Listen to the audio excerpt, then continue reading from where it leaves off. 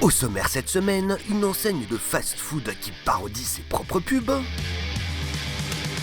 Retour sur une campagne israélienne qui fait polémique.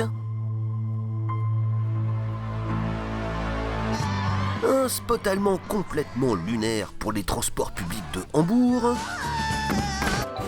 Et pour commencer, le tour de la semaine en 80 secondes. Midnight Blue, good choice, sir. Ou presque.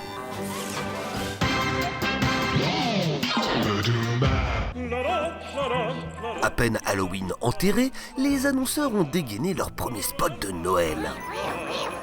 Et oui, le marketing a horreur du vide. Et à Noël, c'est d'abord et surtout la grande distribution et les enseignes de e-commerce qui communiquent. Argos a ainsi présenté celui qui pourrait bien cacher la fête. Aldi nous a ressorti son personnage de Kevin la carotte dans un trailer avec un cliffhanger qui fait vraiment trop peur.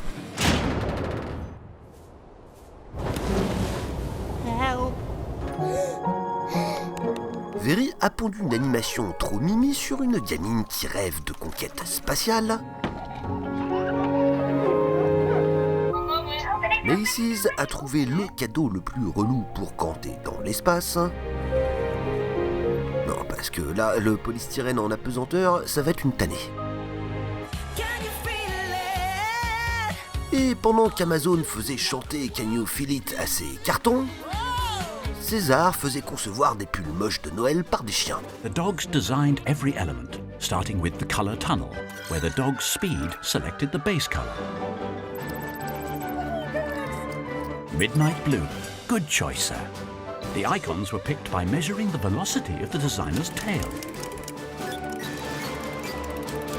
Their barks were turned into woof waves that were stitched down the sleeves.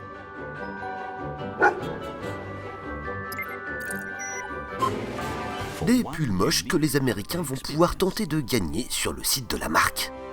Now that's twinning.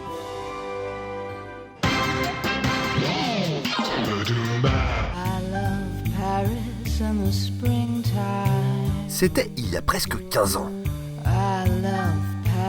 Au printemps 2005, une pub pour la chaîne de burgers Carl's Jr. avec Paris Hilton choquait les téléspectateurs américains. Mais malgré les nombreuses plaintes, l'annonceur était resté droit dans ses bottes. Faut dire qu'il s'en battait un peu les steaks. À l'époque, le cul et les bimbos, ça faisait vendre.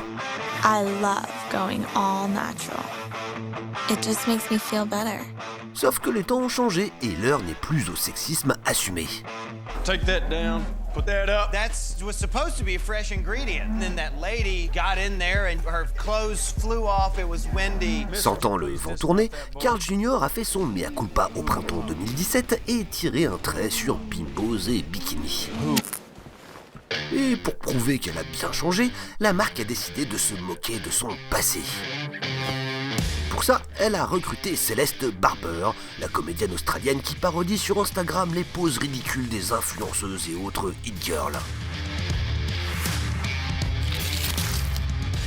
The delicious charbroiled famous star from Carl's Jr., where the food is the star. Le résultat, c'est une des parodies de pub les plus fat de l'histoire du burger. Ces images ont fait polémique sur les réseaux. Le mannequin israélien Bar Refaeli y arrache un niqab pour protester contre le sort des femmes en Iran et accessoirement pour nous vendre des vêtements. Une campagne israélienne qui a profondément divisé les internautes, qu'ils soient israéliens, iraniens, juifs ou musulmans. Freedom is basic. Si certains ont loué l'initiative, d'autres ont dénoncé une publicité islamophobe, voire raciste. Pourtant, difficile de faire campagne plus inclusive.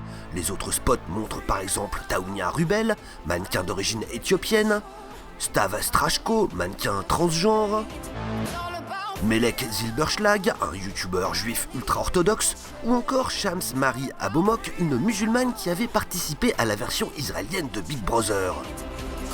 Une jeune femme qui porte d'ailleurs le hijab. Et c'est peut-être là que le bas blesse, car la loi iranienne visée par cette campagne n'oblige pas les femmes à porter le niqab, qui couvre tout le visage, mais bien le hijab, qui couvre uniquement les cheveux.